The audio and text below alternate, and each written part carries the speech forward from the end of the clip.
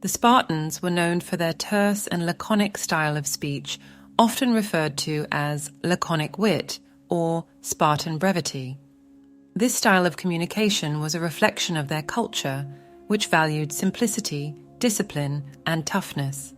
Here are a few examples of Spartan spoken words and phrases. Molon Labe, Molon Labe. This famous phrase means, "Come and take them." It was reportedly the response of King Leonidas I of Sparta when Xerxes I of Persia demanded that the Spartans surrender their weapons at the Battle of Thermopylae. This phrase has become a symbol of defiance and resistance.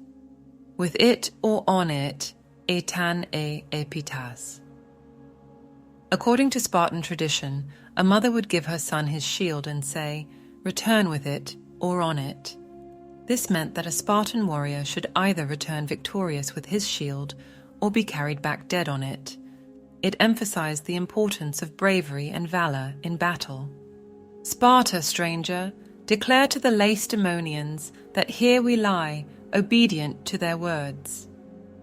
This inscription was found on the tomb of the Spartans who died at the Battle of Thermopylae. It reflects their commitment to their homeland and willingness to sacrifice their lives for it. Spartan replies were often characterized by brevity and directness. For example, when asked what made good warriors, a Spartan might reply with one word, training. When asked what is the finest music, he, a Spartan, replied, good words at the right moment. Plutarch, a Greek historian, recorded this Spartan perspective on the value of timely and effective communication. Overall, Spartan spoken words were characterized by their straightforwardness, emphasis on duty and honor, and a willingness to face adversity with courage. Their communication style reflected the austere and disciplined nature of Spartan society.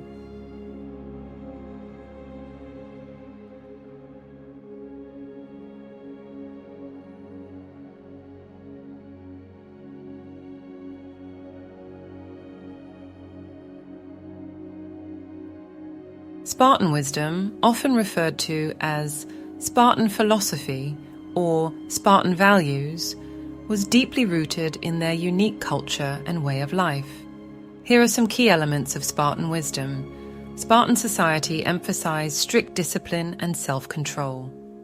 This discipline extended to various aspects of life, including diet, physical training, and even emotions. Spartans were taught to endure hardship without complaint. Spartans were known for their simple and frugal lifestyle. They believed that material wealth and luxury could corrupt individuals and weaken the state. This simplicity helped them focus on military training and the well-being of the community. While there were significant class divisions in Spartan society, among the Spartiates, full citizens, there was a degree of equality. All Spartiates were expected to serve in the military, and their rights and responsibilities were similar. This sense of equality contributed to the strength of the Spartan state. Spartan society prioritized the needs of the community over individual desires. This collectivist mindset fostered unity and cohesion among Spartans and contributed to their military prowess.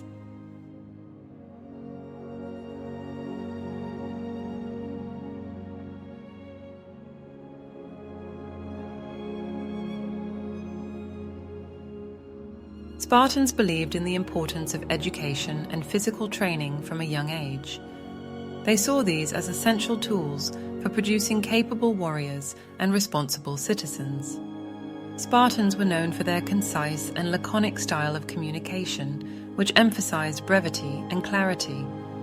This style reflected their no-nonsense approach to life and communication.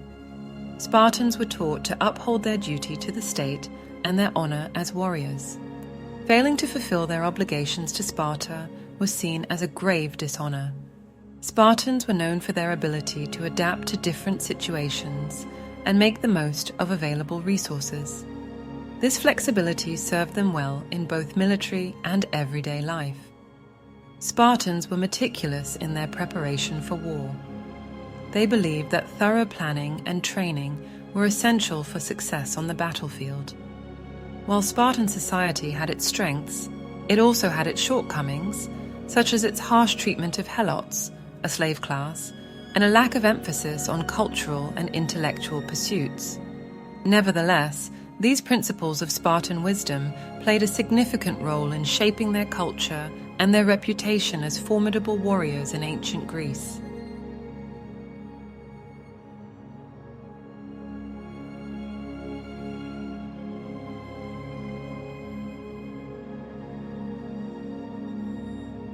Spartan politics were unique in ancient Greece and were characterized by an oligarchic system with a strong emphasis on stability, military power, and the well-being of the state. Here are some key aspects of Spartan politics. Sparta was ruled by two hereditary kings, known as the Spartan kings, or diarchs. The two kings shared power and were expected to work together. This dual monarchy was a distinctive feature of Spartan politics and helped prevent any one individual from amassing too much power. The Gerousia was a council of 28 Spartan elders who were at least 60 years old. They served for life and were responsible for proposing and debating laws. The Gerousia had significant influence in Spartan politics and acted as a stabilizing force. The ephors were 5 elected officials who held significant power in Spartan government. They were responsible for overseeing the actions of the kings and had the authority to veto their decisions. The ephors also managed foreign affairs and administered justice. The Spartan assembly, known as the Apella, was made up of male citizens over the age of 30. It had the power to vote on important matters, such as war and peace, and could also approve or reject laws proposed by the Gerousia. However, the assembly's role was more limited compared to some other Greek city-states. Spartiates were full citizens of Sparta, and they held the highest status in Spartan society. They were the only ones eligible to participate in the political and military life of the state. However, the Spartiate population was relatively small compared to the overall population of Sparta.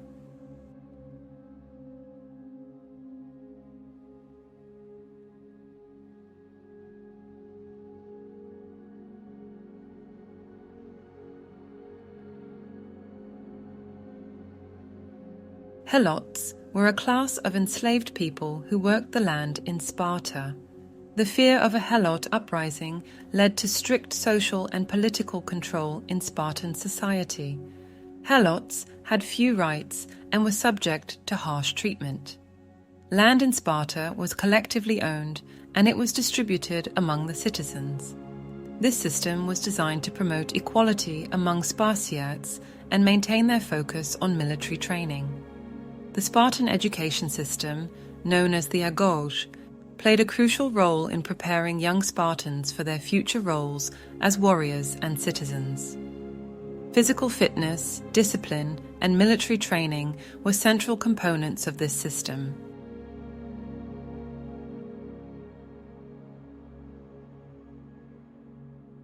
Spartans were generally known for their reluctance to engage in foreign affairs and their focus on maintaining their own state's stability and security. They avoided participation in many Greek conflicts and were content with their way of life. Spartan society was highly regulated by a system of laws and customary practices known as the Great Retra. These laws and customs were upheld as essential for maintaining the stability and strength of the state. Spartan politics were unique in the ancient Greek world, emphasizing military readiness, social order, and the well-being of the state over individual freedoms and expansionist ambitions. This system contributed to Sparta's reputation as a disciplined and formidable military power. Marriage in ancient Sparta was a significant social institution, but it was approached with a focus on the needs of the state and the well-being of the Spartan society as a whole. Here are some key aspects of marriage in Spartan society. The primary purpose of marriage in Sparta was to produce healthy and capable Spartan citizens. The state placed a strong emphasis on producing strong and fit offspring who could become future warriors and contribute to the strength of the state. Spartans typically married at a later age compared to some other ancient Greek city-states. Men usually married in their late 20s or early 30s, while women married in their late teens or early 20s. This age difference was intended to ensure that men were more mature and financially stable when they married. Marriages in Sparta were typically arranged by the families of the bride and groom with the state's interest in mind. The state would sometimes even play a role in selecting suitable partners to ensure the best genetic combinations for producing strong Spartan citizens. Spartan wedding ceremonies were relatively simple affairs compared to some other Greek regions. They often involved rituals such as the bride's head being shaved and the bridegroom presenting her with gifts. There were also customary feasts and celebrations. While Spartan women had more freedom and responsibility than women in many other Greek city-states, they were still expected to focus on their roles as wives and mothers. The primary role of a Spartan wife was to manage the household, oversee the upbringing of children, and ensure that the family's property was well maintained.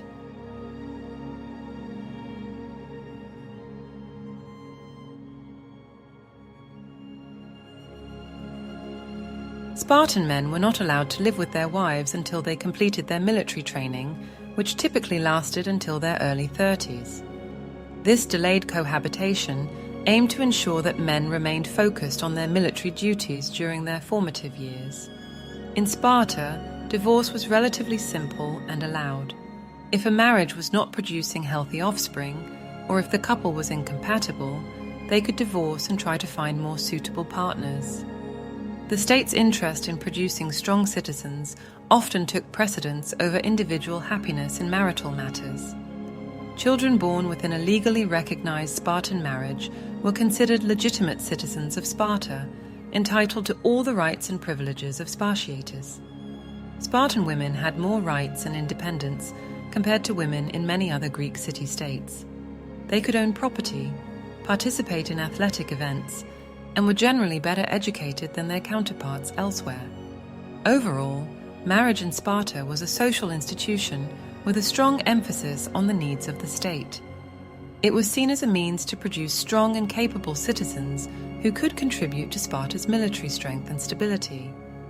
While Spartan women had more freedoms than women in some other Greek societies, their primary role remained tied to the production and upbringing of future Spartan warriors.